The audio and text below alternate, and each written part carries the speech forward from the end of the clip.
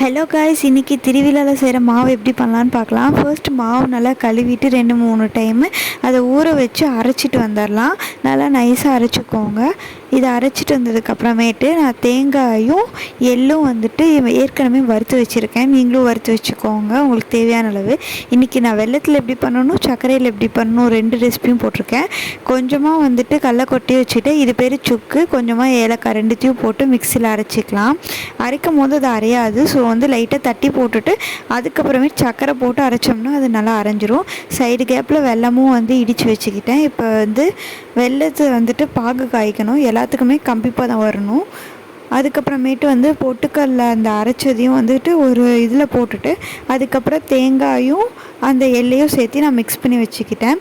இப்போ நம்ம அரைச்சி வச்சு இந்த சுக்கு ஏலக்காய் பொடியும் இதில் லைட்டாக தூவிக்கலாம். இதில் தூவிட்டு நல்லா மிக்ஸ் பண்ணிக்கோங்க. 2 விதமாக மாவு பிரித்து வச்சுட்டு ஒரு இதில் அந்த சுக்கு ஏலக்காய் போட்டுட்டு அந்த எள்ளு தேங்காய் அதெல்லாம் சேர்த்து போட்டு இது பண்ணியாச்சு.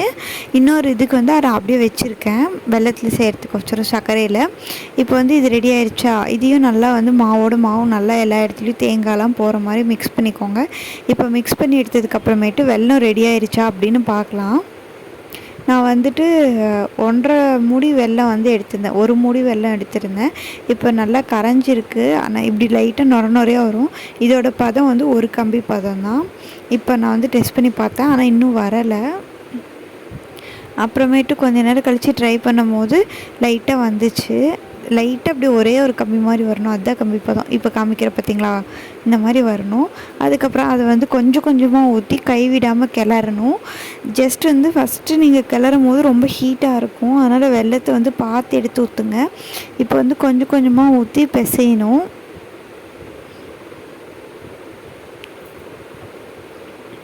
இப்படி கைவிடாமல் கட்டிகள் இல்லாமல் பிசைஞ்சிட்டு கை வச்சு பிசைஞ்சால் மட்டும்தான் நம்மளால் ப்ராப்பராக இது பண்ண முடியும். இப்போ மீதி இருக்கிற இதை நான் வெள்ளைப்பாகு வச்சு செய்ய போகிறேன். அந்த அரைச்சி வச்சிருந்த தேங்காய் எள் அதுக்கப்புறம் கடலக்கொட்டை பவுடர் எல்லாத்தையும் போட்டுட்டு மாவில் மிக்ஸ் பண்ணிக்கிறேன். இது சுகர்லனால நான் சுகர் அளந்து மெஷர் பண்ணி போட்டுட்டு அதுக்கும் பாகு காய்க்கிறேன். அதோட பாகோட ரெசிப்பியும் ஒரு கம்பி பதம் தான். இப்போ இதை நல்லா கொஞ்சம் கொஞ்சமாக போட்டுட்டு மாவு நல்லா மிக்ஸ் பண்ணி எடுத்துக்கிறேன். இப்போ சுகருக்கு நாங்கள் பாகு காய்க்கலாம். கொஞ்சோண்டு தண்ணி ஊற்றினா போதும். இப்போ பாருங்கள், ஒரு கம்பி பதம் வந்துருச்சா, அவ்வளோதான். இந்த மாதிரி வரணும். அதுக்கப்புறமேட்டு அதையும் ஊற்றிட்டு நல்லா மிக்ஸ் பண்ணிக்க வேண்டியதான். இப்போ மாவு ரெடி ஆயிடுச்சு. குட்டி குட்டியாக உருண்டை பிடிச்சிட்டு அதுக்கப்புறம் தட்டி வச்சிட்டோம்னா மாவு ரெடி. இப்போ நம்ம விளக்கேற்றிட்டு படைச்சிட்டு நம்ம சாப்பிட்லாம்.